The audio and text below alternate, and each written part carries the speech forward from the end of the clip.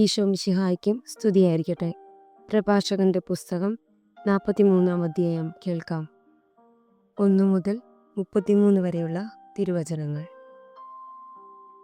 തെളിഞ്ഞ ആകാശവിധാനം സ്വർഗീയ ഔന്നത്യത്തിൻ്റെ അഭിമാനമാണ്. സ്വർഗം എത്ര മഹനീയ ദൃശ്യമാണ്! അത്യുന്നതൻ്റെ സൃഷ്ടി എത്ര വിസ്മയാവഹമാണെന്ന് ഉദിച്ചുയരുന്ന സൂര്യൻ പ്രഘോഷിക്കുന്നു. മധ്യാഹ്നത്തിൽ അത് ഭൂമിയെ വരട്ടുന്നു. അതിൻ്റെ അത്യുഗ്രമായ ചൂട് സഹിക്കാൻ ആർക്ക് കഴിയും? ചൂള ജ്വലിപ്പിക്കുന്നവൻ എരിയുന്ന ചൂടിൽ ജോലി ചെയ്യുന്നു. സൂര്യനാകട്ടെ അതിൻ്റെ 3 ഇരട്ടി ചൂടിലാണ് പർവ്വതങ്ങളെ ദഹിപ്പിക്കുന്നത്. അത് അഗ്നിശരങ്ങൾ ചൊരിയുന്നു, ഉജ്ജ്വലരശ്മികൾ കൊണ്ട് കണ്ണഞ്ചിക്കുന്നു. ഇതു സൃഷ്ടിച്ച കർത്താവ് ഉന്നതനാണ്. അവിടുത്തെ കൽപ്പനയിൽ അത് അതിവേഗം കൂട്ടുന്നു. യഥാസമയം സ്വധർമ്മം അനുഷ്ഠിക്കാൻ ചന്ദ്രനെയും അവിടുന്ന് സൃഷ്ടിച്ചു. കാലം നിർണയിക്കാനും ശാശ്വതമായ അടയാളമായിരിക്കുവാനും തന്നെ. ഉത്സവദിനങ്ങൾ ചന്ദ്രനെ നോക്കി നിർണയിക്കുന്നു. പൂർണ്ണതയിൽ എത്തിയിട്ടു ക്ഷയിക്കുന്ന വെളിച്ചമാണത്. അത്ഭുതകരമായി വളരുന്ന ചന്ദ്രക്കലയെ അടിസ്ഥാനമാക്കി മാസങ്ങൾക്ക് പേര് നൽകുന്നു. ആകാശ സൈന്യങ്ങളുടെ പ്രകാശഗോപുരമാണത്. നക്ഷത്രങ്ങളുടെ ശോഭ ആകാശത്തിൻ്റെ സൗന്ദര്യമാകുന്നു. കർത്താവിൻ്റെ ഉന്നതങ്ങളിൽ മിന്നിത്തിളങ്ങുന്ന അലങ്കാരനിരയും. പരിശുദ്ധൻ്റെ കൽപ്പനയാൽ അവ യഥാസ്ഥാനം നിലകൊള്ളുന്നു. അവ ഒരിക്കലും കണ്ണു ചിമ്മുന്നില്ല. ശോഭയാൽ അഴകുറ്റ മഴവില്ലിനെ നോക്കി അതിൻ്റെ സൃഷ്ടാവിനെ സ്തുതിക്കുവിൻ.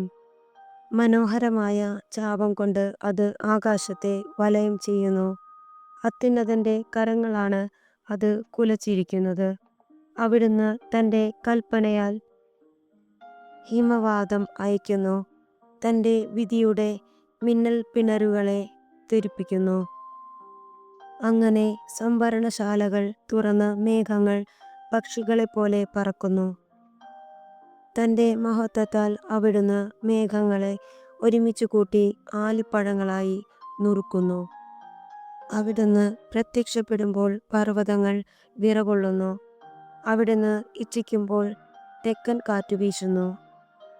മേഘഗർജനം കൊണ്ട് അവിടുന്ന് ഭൂമിയെ ശാസിക്കുന്നു. വടക്കൻ കാറ്റും ചുഴലിക്കാറ്റും കൊണ്ട് ശാസിക്കുന്നു.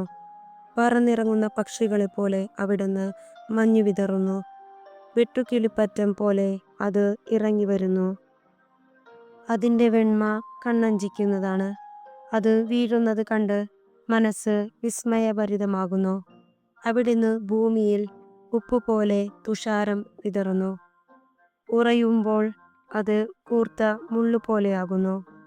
തണുത്ത വടക്കൻ കാറ്റ് വീശി ജലോപരിതലം മഞ്ഞുകട്ടയാക്കുന്നു. ജലാശയങ്ങളുടെ മുകളിൽ അത് പൊങ്ങിക്കിടക്കുകയും ജലം അതിനെ പടച്ചട്ട പോലെ അണിയുകയും ചെയ്യുന്നു. പർവ്വതങ്ങൾ ചൂടുകൊണ്ട് ദഹിക്കുകയും മരുഭൂമി വരളുകയും സസ്യങ്ങൾ അഗ്നി കൊണ്ടെന്ന പോലെ വാടിക്കരിയുകയും ചെയ്യുന്നു.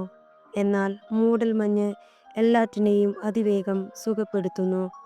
മഞ്ഞ് പ്രത്യക്ഷമാകുമ്പോൾ ചൂട് ശമിച്ച് ഉന്മേഷമുണ്ടാകുന്നു. അത്യഗാധത്തെ നിശ്ചലമാക്കി അതിൽ ദ്വീപുകൾ പ്രതിഷ്ഠിച്ചത് അവിടുത്തെ നിശ്ചയമാണ്. സമുദ്രസഞ്ചാരികൾ അതിലെ അപകടങ്ങളെപ്പറ്റി സംസാരിക്കുന്നു. നാം അതു കേട്ട് വിസ്മയിക്കുന്നു. അസാധാരണവും അത്ഭുതകരവുമായ സൃഷ്ടികൾ അതിലുണ്ട്. എല്ലാത്തരം ജീവജാലങ്ങളും അതികായങ്ങളായ സത്വങ്ങളും അതിലുണ്ട്. സ്വന്തം ശക്തിയാൽ അവിടുന്ന് ലക്ഷ്യം പ്രാപിക്കുന്നു. അവിടുത്തെ വചനത്താൽ എല്ലാം നിശ്ചിത മാർഗത്തിൽ ചരിക്കുന്നു. എത്ര പറഞ്ഞാലും മുഴുവനാകുകയില്ല. എല്ലാറ്റിൻ്റെയും സാരമിതാണ്. അവിടുന്നാണ് സർവവും. അവിടുത്തെ പ്രകീർത്തിക്കാൻ എവിടെ നിന്നാണ് നമുക്ക് ശക്തി ലഭിക്കുക? എല്ലാ സൃഷ്ടികളെയുംക്കാൾ അവിടുന്ന് ഉന്നതമാണ്. കർത്താവ് ഭയവും ഭക്തിയും ജനിപ്പിക്കുന്നു. അവിടുന്ന് അത്യുന്നതനും അവിടുത്തെ ശക്തി അത്ഭുതകരവും ആണ്. എല്ലാ കഴിവും ഉപയോഗിച്ച് കർത്താവിനെ സ്തുതിക്കുവിൻ. അവിടുന്ന് അതിനും ഉപരിയാണ്. സർവശക്തിയോടും കൂടെ അവിടുത്തെ പുകഴ്ത്തുവിൻ. തളർന്നു പോകരുത്. എത്ര പുകഴ്ത്തിയാലും പരിധിയിൽ എത്തുകയില്ല. ആര് അവിടുത്തെ കണ്ടിട്ടുണ്ട്? ആർക്ക് അവിടുത്തെ വർണ്ണിക്കാൻ കഴിയും? ആർക്ക് അവിടുത്തെ വേണ്ടവിധം പുകഴ്ത്താൻ കഴിയും? ഇവയേക്കാൾ മഹത്തായ നിരവധി കാര്യങ്ങൾ നമുക്കജ്ഞാതമായി വർത്തിക്കുന്നു. അവിടുത്തെ ഏതാനും സൃഷ്ടികൾ മാത്രമേ നാം ദർശിച്ചിട്ടുള്ളൂ. എല്ലാം സൃഷ്ടിച്ചത് കർത്താവാണ്. തൻ്റെ ഭക്തർക്ക് അവിടുന്ന് ജ്ഞാനം പ്രദാനം ചെയ്യുന്നു.